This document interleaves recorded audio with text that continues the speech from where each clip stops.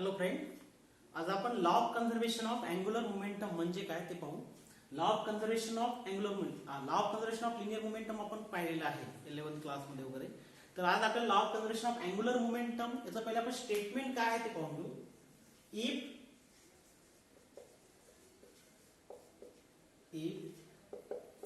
No external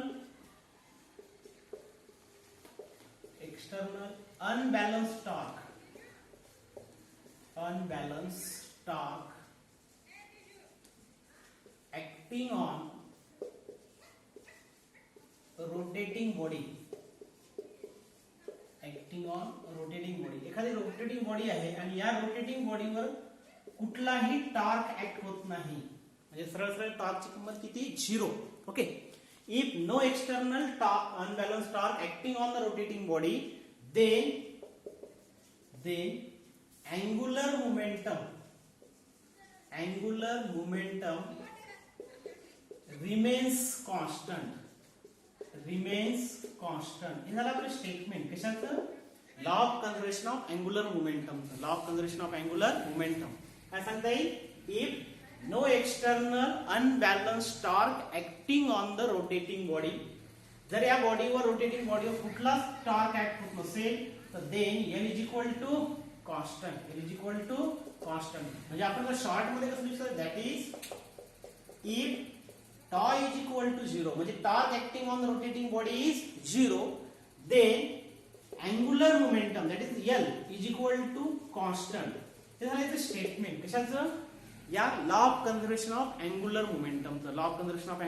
momentum. काय सांगता येईल?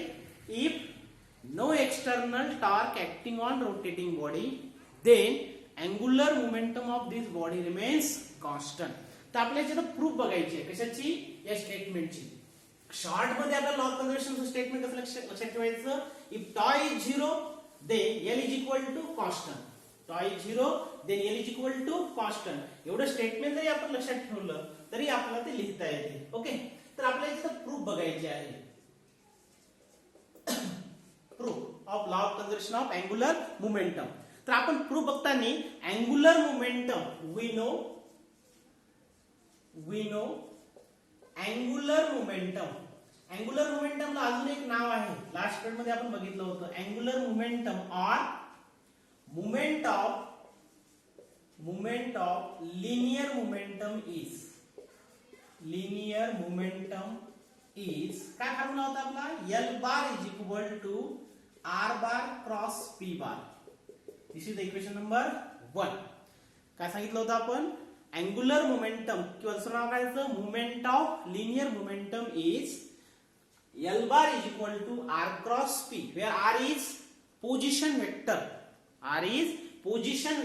from axis of rotation.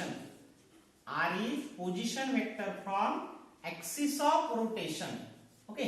आणि इथं आपलं पार्टिकल ज्याचं लिनियर मोमेंटम किती आहे? P आहे. तर या बॉडीचं आपल्याला लॉ ऑफ कन्झर्वेशन आपण काय लिहिलं होतं? L bar is equal to R cross P, where R is position vector from axis of rotation and P bar is linear momentum of this particle. Okay. तर आपल्याला आता या ह्याच्यामध्ये काय स्टेटमेंट काय बघितलं होतं? If tau is 0, then L is equal to constant. Angular momentum constant केव्हा असते हे आपल्याला काढायचं आहे. तर सुरुवातीला आपल्याला अँग्युलर मोमेंटम काय माहित आहे? L bar is equal to R cross P. आता धिस इक्वेशन, या इक्वेशनला आपण काय करू? डिफरन्शिएट करू. Equation 1 with respect to time. Okay. तर डिफरन्शिएट जर केलं तर काय पहा? dl upon dt is equal to, याला सुद्धा डिफरन्शिएट करू आपण इक्वेशनला. म्हणजे काय होईल? R क्रॉस P बार. समजलं? आपण पुढची स्टेप काय घेतली? या इक्वेशनला आपण डिफरन्शिएट केलं. ओके. डिफरन्शिएट केल्यानंतर इथं आपण प्रॉडक्ट रूल यूज करू. काय होईल? R bar dp upon dt plus P bar dr upon dt. Okay. इथं आपण कोणता रूल यूज केला? Product rule. म्हणजे काय? dl bar upon dt is equal to R bar dp upon dt plus P bar dr upon dt. आपल्याला जर solve केलं, आपल्याला काही गोष्टी माहित आहेत.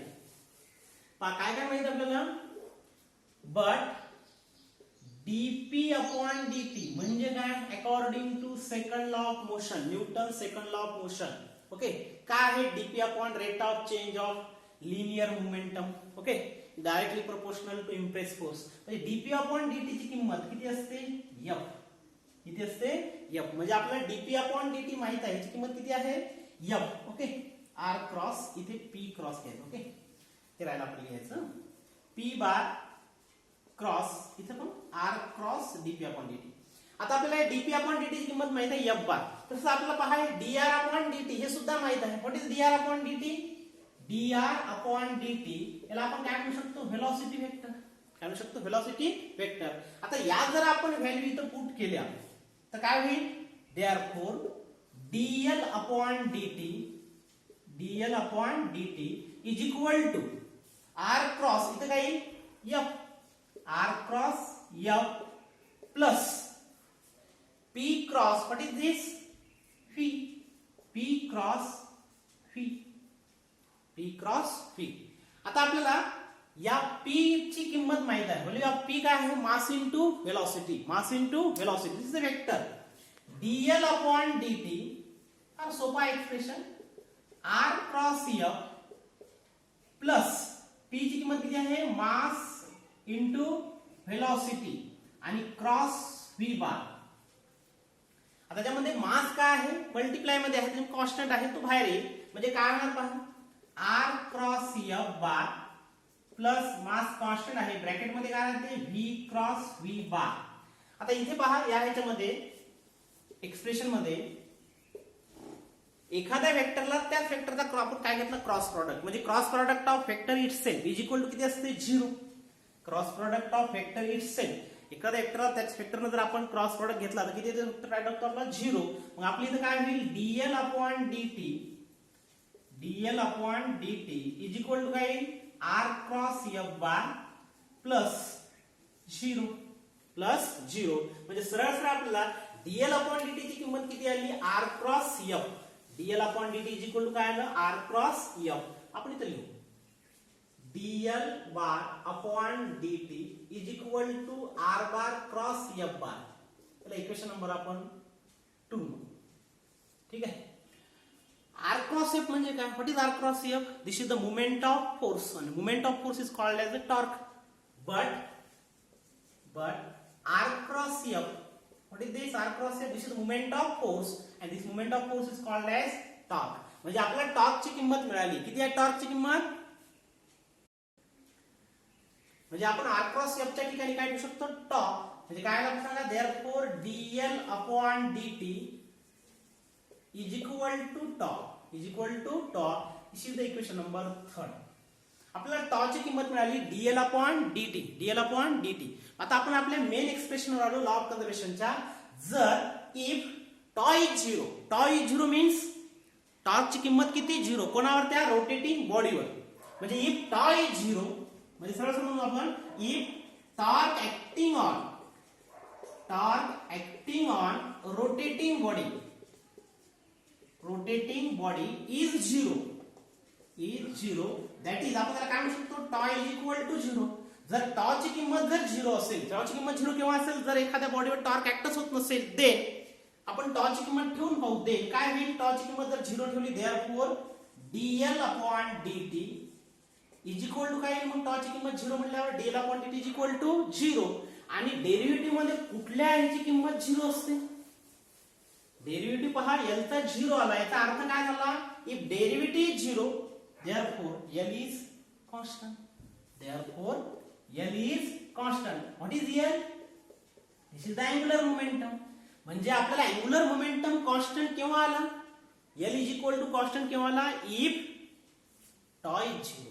Tau is 0 means if no external torque acting on rotating bodies, okay, then angular momentum is constant. This is the law of conservation of angular momentum. Statement काय बघितलं होतं आपण, if tau is 0 then l is equal to constant. This is the law of conservation of angular momentum. Okay, त्याचे example काय सांगता येईल आपल्याला, आपण डिफरंट शो बघितले, कोणकोणते, बॅले डान्सर. ओके, त्याच्यानंतर आपण बघितलं in circus, acrobat in circus, diving in water, या ठिकाणी पूल, वॉटर पूल. ओके, त्याच्यामध्ये सुद्धा आपण कशाचं एक्झाम्पल, जर examples of law of conservation of angular momentum, law of conservation of angular, ballet dancer असो किंवा अजून कोण, acrobat in circus, diving in water pool. Okay, these are the examples of किंवा स्केटिंग, आपण जे आईस स्केटिंग म्हणतो, these are also examples of law of conservation of angular momentum. आणि आपल्याला काय सांगता येईल, in these examples if angular momentum increases,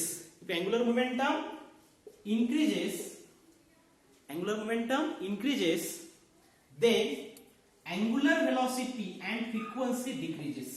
okay, या सगळ्या एक्झाम्पल मध्ये ऍक्रोबॅट इन सर्कस, या सर्व एक्झाम्पल मध्ये all this examples L is equal to I omega is equal to constant. ही टर्म नेहमी कशी असते, कॉन्स्टंट. किंवा when the participant किंवा या ठिकाणी पर्सन्स या ठिकाणी achieve a particular speed, then L is equal to constant. This is the law of conservation of angular momentum. आणि आपल्याला काय सांगता येईल, from this examples, if moment of inertia increases, angular velocity and frequency decreases. आणि समजा angular moment of inertia decreases, then angular velocity and frequency increases. This is all about the law of conservation of angular momentum. Okay.